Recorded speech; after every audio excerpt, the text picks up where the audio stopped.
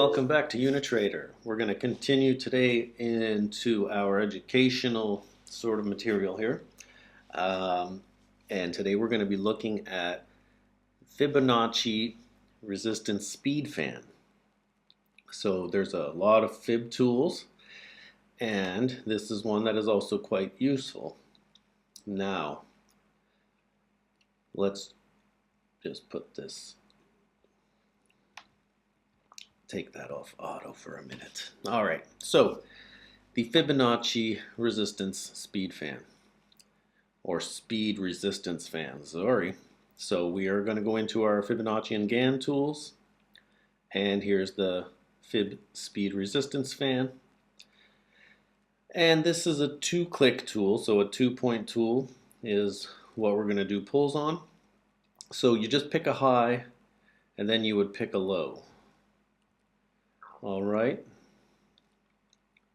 let me get this clearly on that low. So that is how we apply the tool. Now, that's a bit of a wacky pull, and the reason is that we're just going kind of sideways and consolidating. So you really want to start to take a pull after a little bit of movement. So once you kind of have a trend line going one way or another, that's when you take your pull. But you don't stay there. Like it's not like all of these things, constantly be adjusting, right? Now this actually worked out pretty well, I have to say, this quick pull. So from this high to this low, we come up, we test the 618, and we come back in, we close nothing above it, we go down right pretty much to the dollar, just a little before of the zero line.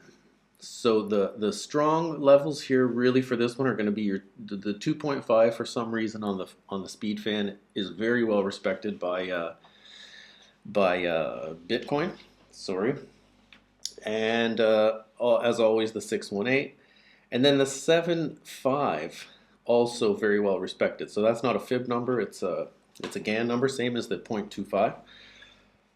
And generally, you don't really want it to go over the 7.5. Once you break out of here, you want to kind of look around for better pulls. All right. Now, when we put in a new low, I will always sort of move it to new lows and see what kind of confluence I can get using that. So after this new pull, see we come up to the 618. Perfect rejection, and we actually came down to the 0.25 as well. So news event, you can tell by the Darth Maul. Look at this, we had our news today. There's the same candle. Okay, so that is pretty much how you use it. It's just a simple 2-click tool, and every time you put in a new low, move it. It might not, look backwards. So if you see that it gets respected behind, then it may get respected in the future, right?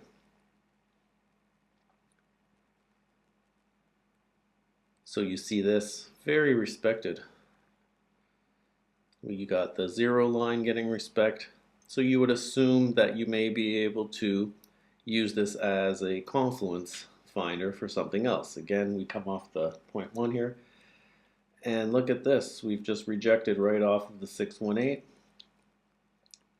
Be very careful trading today, guys. This is a take profit day, so all of these shorts that have been playing out, people are going to take profit on them. So be careful. Okay, so again, we put in a new low, so we could definitely move it down. You see, again, we're still really on the same trend line here, right? If we had moved it down, I mean, that one is to the dollar. And that was a very nice little scalp there. Beautiful scalp. And if we want confluence, let me just hide this for a second. Actually, I'll just delete it. you know, you start looking for other factors that could indicate that fib no good.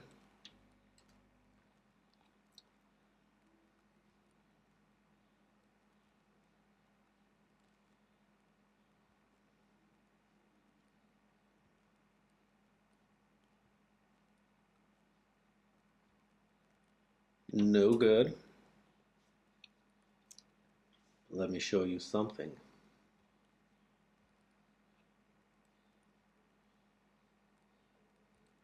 Oh, that's right, ladies and gentlemen. Our trusty pitchfork that we've been running in this whole time, for this whole range, we've just rejected off of that quartile line.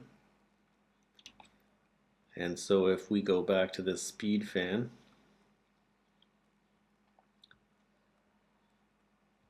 pull from the high, and it really doesn't matter which low we're going off of because we can find confluence with it almost anywhere. But off of this low, it was perfect. So look at that, both of them to the dollar. Quite amazing. And then we slap on other tools, right? Don't forget the world's best indicator.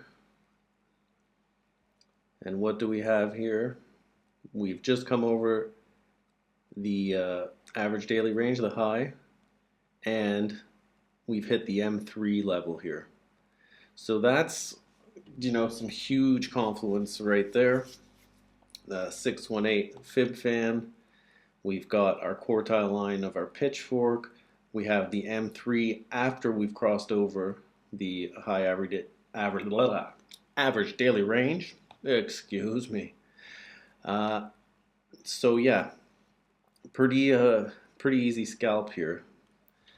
Not gonna lie. So one thing to keep in mind today is that we have just put in this very cute little W formation here.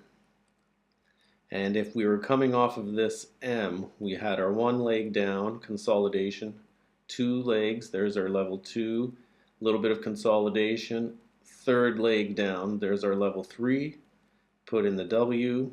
We've now broken out of this range, which would be this consolidation here.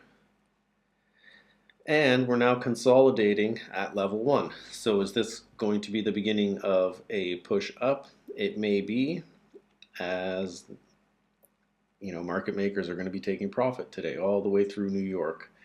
So a little bit of a sketchy day for trading Friday is. I said that in my video earlier this morning, but it is very true.